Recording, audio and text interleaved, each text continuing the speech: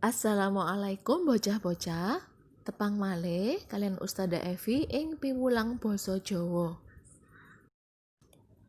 Ing wulangan telu niki kita sinau unsur intrinsik ing carita rakyat. Apa wae unsur intrinsik iku?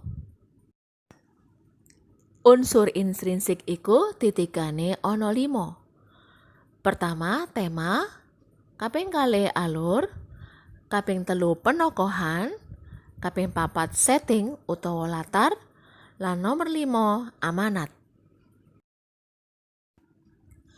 Tema yaiku gagasan, ide utawa pikiran utama kang dadi dasari cerita.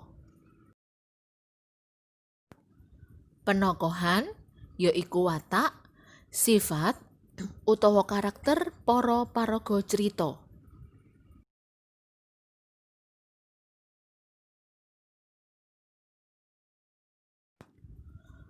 Unsur kaping 3 yaiku alur. Biasane urutan kedadian ana ing cerita digandhengake kanthi urutan sebab akibat. Mula ana alur maju, mundur, lan alur campuran. Setting utawa latar yaiku latar prastawa ing cerita. Bisa awujud panggonan, wektu, lan kahanan cerita. Amanat yaiku pesan moral saka cerita. Nah, bocah-bocah, saiki ayo padha ngerjakaken gladhen unsur intrinsik cerita ing ngisor iki.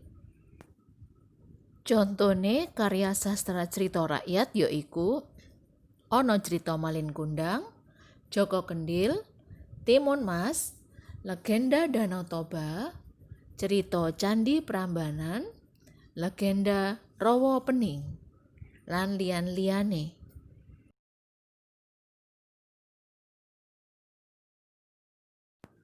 Nah, bocah-bocah, gawe gladhen utawa latihan saiki kerjaake LKS ing ngisor iki nggih.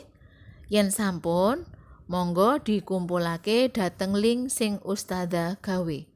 Matur nuwun. Wassalamualaikum warahmatullahi wabarakatuh.